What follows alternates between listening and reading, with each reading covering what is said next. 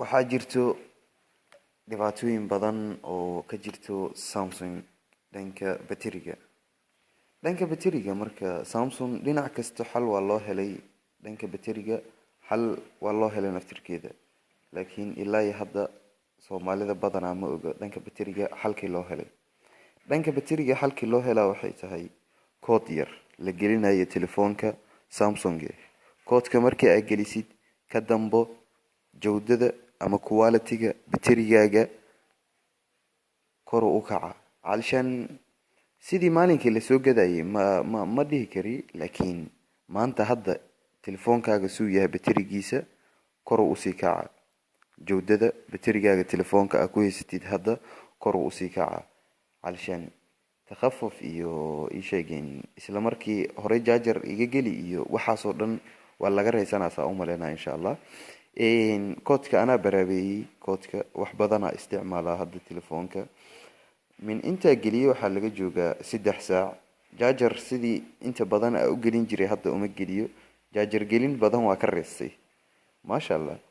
marka koodka jaajar gelin badan waa ka reestay laakiin waxa jeclaystay idinkana inaad ila wadaagtaan koodkaas telefoonkiina aad gelisaan ka dambo abraabaysan suu yahay jaajarkiisa suu yahay baterigiisa ka dambe aragtaan waxtarkiisa insha Allah koodka hadda bilaabeena bismillah koodku wuxuu ka bilaabanaa saan xidig afar gees eber 228 afar gees marka intaan dhahdo wuxuu ku tusaa quality hadda baterigaaga uu ku jiro inta baterigaaga hadda uu ku jiro baterigaaga intuu ku jiro markuu ku tuso ka dambe wuxuu ku leeyahay quick start markii aad dhahayd wuxuu ku leeyahay telefoonkaaga restart isku diraa waa dama waa isjida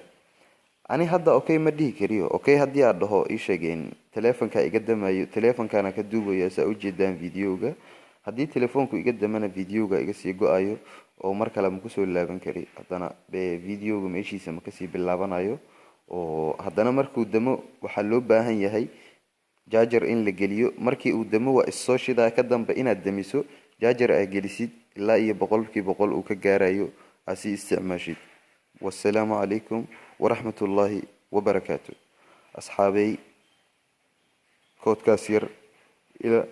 ila wadaaga insha Allah waan idin salaamaa